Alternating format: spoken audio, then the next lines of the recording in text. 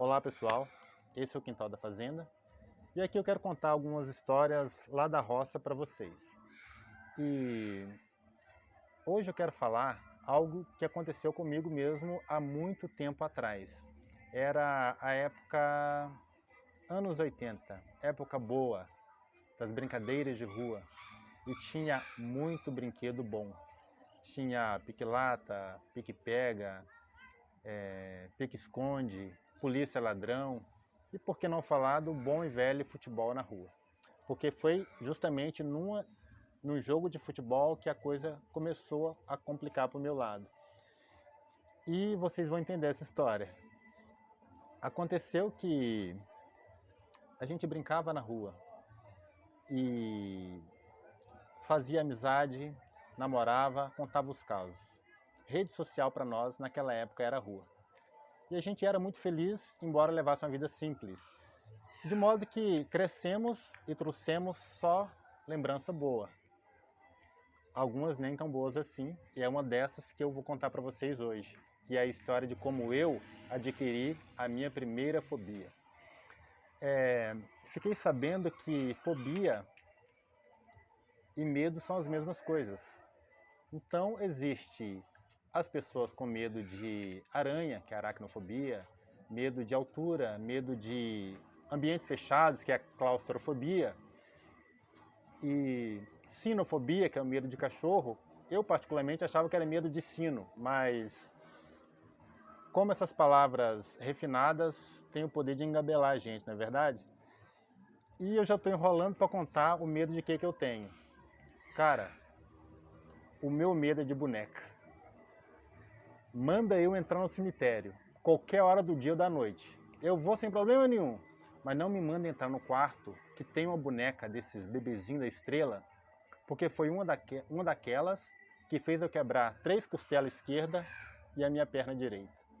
E vocês vão entender esse caos. Aconteceu que eu estava na roça, ali com 12 anos de idade, e peguei uma gastrite. E fui para Coronel Fabriciano, a cidade de Coronel Fabriciano, para fazer um tratamento de saúde. Bem, Fabriciano está ali a sentido Belo Horizonte, a distância de 3 Cabos de Machado. Sentido BH, você estava em Fabriciano. E para quem não conhece bem as medidas mineiras, 3 Cabos de Machado é a distância, viu? Mais ou menos 2 tiros de espingarda. No sentido BH, você estava em Fabriciano. E ali o médico falou que era gastrite.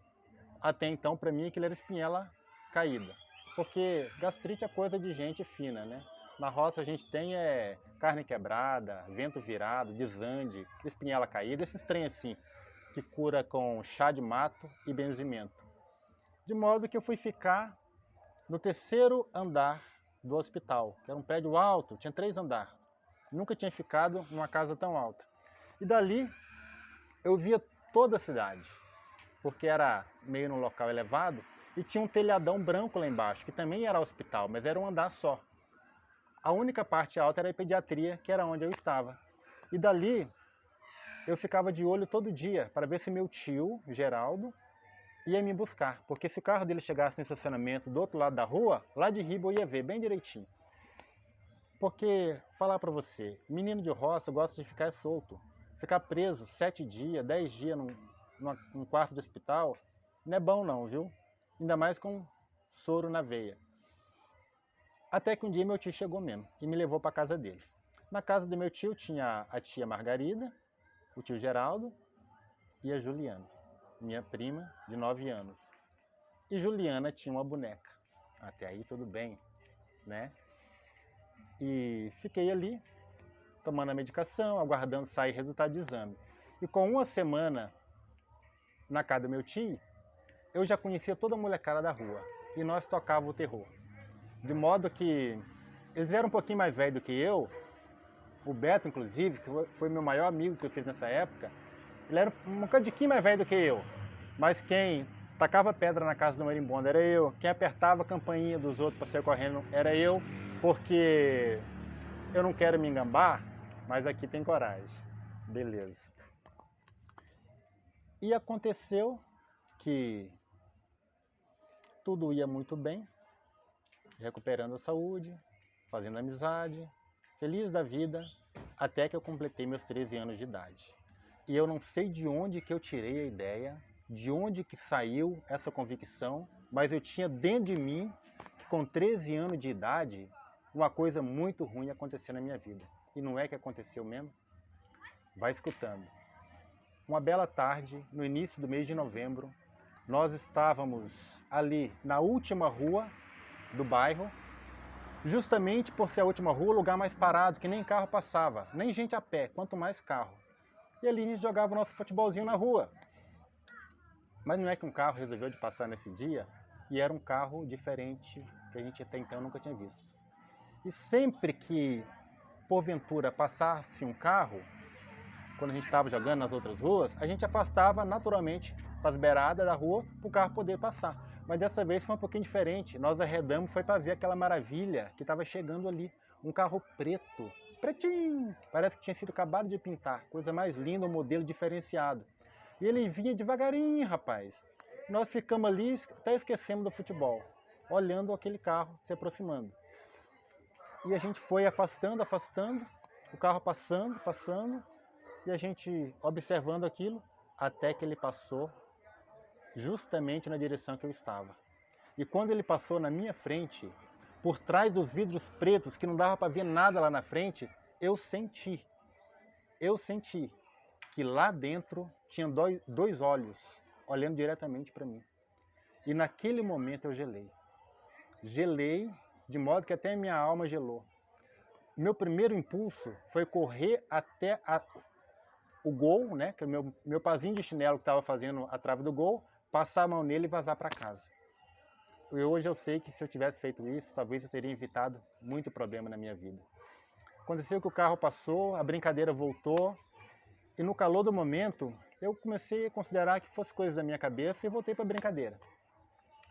Mas contar para você, o diabo nem sempre vai aparecer para você com chifre e garfo para te espetar e te judiar. Às vezes ele aparece disfarçado, até com o formato de uma bala doce, para te seduzir e te engambelar. E foi justamente o que aconteceu. Porque daí a pouquinho, o Chiquinho, eu lembro até hoje, o Chiquinho foi o primeiro que achou uma bala no meio do campo. E ele pegou aquela bala e levantou para cima que nem se fosse um troféu. Porque você pensa bem, a gente era tão pobre na época que a gente mastigava um chiclete até ele ficar branco. E depois de branco a gente melava ele no açúcar e mastigava de novo, porque não tinha modo de comprar outro. Imagina a felicidade de um menino achar uma bala de graça no meio da rua. E o Beto achou outra. Eu achei outra e começou a aparecer bala. Todo mundo catando bala na rua. E esquecemos do futebol. E nós já estávamos disputando quem punha mais bala nos bolsos. E fomos seguindo, estrada fora. Andamos 300 metros. Até então ninguém se perguntou de onde estavam vindo as balas. Mas no calor do momento a gente nem pensou nisso. Descemos o morrinho, meu filho, e viramos à direita. Chegamos na frente de uma matinha, que era um lugar que a gente nunca tinha ido. E ali, do lado esquerdo, né, tinha a matinha e um terreiro amarelo, um terreiro de terra batida. E à esquerda daquele terreirinho tinha uma construção ruinzinha, que era tipo uma edícula. E em volta, lembro até hoje, em volta daquele terreiro, tinha 5 estacas fincadas, com umas palavras assim, umas letras diferenciadas, que só muito tempo depois eu fui saber que se chamam runas. No meio desse terreirinho de terra batida, tinha uma estrela de 5 pontas. E no meio da estrela um círculo redondo bem grande. E é ali que tinha mais bala. E eu e o Beto estavam ali. Porque o Beto era um pouquinho mais velho do que eu. Ele já tinha completado 13 anos. E há mais tempo do que eu, né? Eu tinha recém completado 13 anos também. Aconteceu que, de repente, dentro daquela casinha, me sai uma mulher, alta e magra, com um cordão, com o pescoço cheio de cordões e uma roupa rodada. E a mulher cantava, dançava e falava com a boneca que ela tinha nas mãos. eu achei normal, porque a Juliana tinha uma boneca igualzinho àquela, era o mesmo que ver aquela. E Juliana falava com a boneca dela também. Então considerei normal, até o momento que essa boneca começou a falar com a mulher também. Meu filho, nesse momento, não foi um susto, foi uma travada que eu dei. Eu pensei em chamar o Beto, mas não achei a voz. Pensei em correr e não achei as pernas. E naquele susto, eu só senti os meus nervos relaxando e escutei o barulho das balas doces caindo no chão. E fiquei travado ali não sei quanto tempo e escutando aquela vozinha da boneca chegando no meu ouvido. Era uma voz baixinha, parecia mais uma vibração. A minha certeza é que não era a voz desse mundo. Era de longe, mas dava para ouvir bem. E aquela voz dava um calafrio de medo. De modo que quando eu recuperei o siso, eu zarpei, xará. O meu chinelo que estava marcando a trave do gol, o lugar que estava ficou. E quando eu cheguei na casa do meu tio Geraldo, eu estava branco igual barriga de peixe.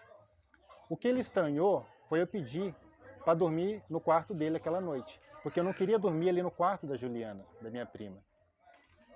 Porque lá tinha uma boneca, mas eu não podia explicar para ele, porque eu já tinha 13 anos. Como explicar que eu estava com medo de uma boneca? Obviamente ele não deixou eu dormir no quarto dele, mas mandou dormir na sala. Tudo bem, já estava um pouquinho mais longe daquele problema. O inconveniente na sala era que tinha a persiana da janela que agitava com cada lufada de vento que vinha da rua e fazia uns barulhinhos meio estranhos, mas tudo bem. Eu tentei pegar no sono, eu acho que eu cheguei a cochilar um pouco, até que depois da meia-noite eu escutei um barulho um pouco familiar. E como, para não ficar com aquela dúvida no dia seguinte, falei, vou ver o que é isso. Levantei pé por pé, fui até a persiana, com a mão esquerda eu abri uma fresta e com a outra eu pus a mão na boca. Sabe o que eu vi lá fora, passando na rua? Era o mesmo carro preto que eu vi passar naquela mesma tarde. Naquele momento, eu segurei o grito que veio na minha voz, na minha boca, e voltei para o sofá e cobri a cabeça. Eu lembro até hoje que eu ainda tive a curiosidade de levantar e ir até o quarto da Juliana e dar uma olhadinha para ver se a boneca estava na estante. Não estava. Pode ser que estava dormindo no quarto abraçada com a menina, na cama, né? Ou debaixo da cama, mas eu não cheguei a conferir isso. Cobri a cabeça, meu filho, e passei a noite em claro. No dia seguinte, eu escutei uma vozinha, à noite, né? No dia seguinte à noite, ainda dormindo na sala, eu escutei uma vozinha, vindo lá do quarto da menina. E eu lembro até hoje que a voz falava o seguinte, parece que ele já sabe. Eu senti um arrepio na hora. E cobri a cabeça e não dormi. Foi uma semana sem dormir. E depois dessa uma semana sem dormir, eu passei uma outra semana dormindo muito. Não sei se era o cansaço ou se de alguma forma tinha algum poder que estava me derrubando, assim, de modo que eu não escutava nada à noite. Talvez de propósito, alguma força agindo para que eu não escutasse mais nada. E depois dessa uma semana dormindo bem, aconteceu que eu batia no sofá e o sono não vinha. Porque eu já estava descansado, né? Passei uma semana dormindo muito bem. E voltei a ouvir as vozes vindo do quarto da menina. Eu lembro que uma certa madrugada, eu lembro até hoje, eu escutei uma conversa meio prolongada. E quando eu descobri a cabeça, para ficar bem atento, prendi até a respiração, para ouvir bem o que vinha dali, eu escutei uma série de nomes. Eram todos nomes de meninos, era uma lista. E eu ouvi claramente o nome do Beto. E lá pelo 15º nome, foi citado meu nome também. E foi aí que eu tive ainda mais medo. No dia seguinte eu acordei, fiquei pensando naquilo, não era um sonho, eu estava nítido, estava acordado. e passei a pensar no meu amigo Beto. E foi aí que eu resolvi procurar ele na rua e ninguém dava notícia do rapaz. Ele tinha desaparecido. De lá para cá eu nunca mais vi meu amigo Beto. Pode ser que ele tivesse também na cidade de passagem, igual eu estava. Pode ser que ele tivesse voltado para a casa dos pais. Não sei. Ou tivesse viajado naquele período que eu estava ali na casa do meu tio.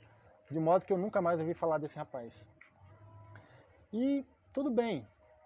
Os dias foram passando e eu fui me acostumando com essas coisas, porque a gente acostuma até com coisa ruim.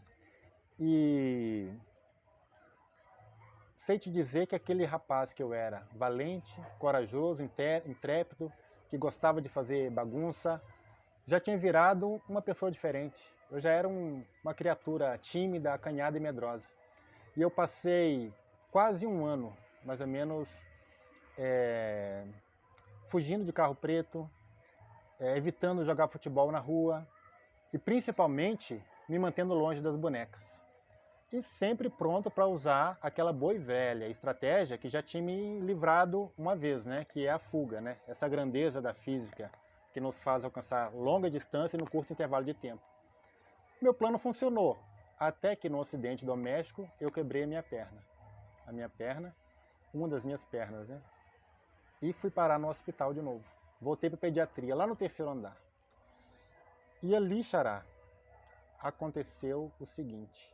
Uma bela noite, depois da meia-noite, quando os enfermeiros apagaram todas as luzes, deixaram só do corredor acesa, eu escutei um barulho, de novo, vindo lá de baixo. E aquele barulho era familiar, e eu senti o mesmo calafrio. E eu pensei, puxa, agora com o pé quebrado, se acontecer alguma coisa, como que eu vou fazer? Eu me arrastei, né? Segurando na janela, consegui arrastar com a maca até colocar a cara na janela. E o que eu vi do estacionamento lá do outro lado fez o meu corpo gelar. Era o mesmo carro preto que estava ali. E eu fiquei pensando, o que eu vou fazer? O que eu vou fazer? Eu vou gritar, vou chamar alguém? Até que eu tive uma ideia que até então eu não tinha parado para pensar, mas ia tirar toda a minha dúvida. Peguei o telefone e disquei para a casa do meu tio Geraldo. 2, 3, 4 vezes ele não entendia, e eu com pressa, e eu já sentia uma presença. Parece que alguma coisa estava vindo, subindo pelos corredores. E aquele medo, e meu tio não atendia. Até que, finalmente, ele atendeu o telefone.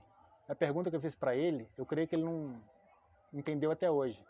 Eu perguntei o seguinte, tio, você sabe me dizer se a boneca está no quarto da Juliana? Quando eu terminei de fazer essa pergunta para ele, alguma coisa chutou a porta do quarto. E eu vi, assim que a porta se entreabriu, lá do outro lado os enfermeiros estavam todos adormecidos, cada um na sua maca, como se estivessem desmaiados. E uma sombra miúda começou a crescer no chão de ladrilho do quarto do hospital. Na hora, meu primeiro impulso foi me atirar ao chão, me atirar da maca e pular a janela do hospital. Pulei a janela do hospital, quebrei o telhado de miano que estava lá embaixo e fui socorrido com 3 costelas e a outra perna quebrada. Rapaz, foi um longo período até me recuperar, mas aí eu completei 14 anos e tive um pouco de alívio. E aí, o que acontece? Fico pensando se os enfermeiros que estavam dormindo ali tem alguma relação com aquela semana que eu passei desmaiado em casa, com aquele sono pesado. Será que era a mesma força agindo? Será que meu amigo Beto voltou para a roça? Ele tinha vindo de algum lugar também, igual eu, veio fazer um tratamento, eu só conheci ele ali, mas ele não era dali, afinal, eu nunca cheguei a conhecer os pais dele. E perguntei para o meu tio se ele olhou, se a boneca estava no quarto naquela noite. Ele falou que se olhou, ele não consegue se lembrar.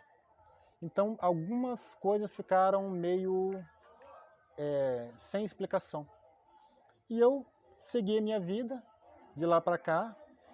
E sou uma pessoa também, um cara corajoso, só tenho medo, só esse tipo de receio, né? E lembro muito bem dessa história. Só uma coisa voltou a me perturbar de um tempo para cá. Estou aqui gravando nesse lugar escuro, né? A tarde caindo, não tem ninguém aqui, mas eu não tenho medo.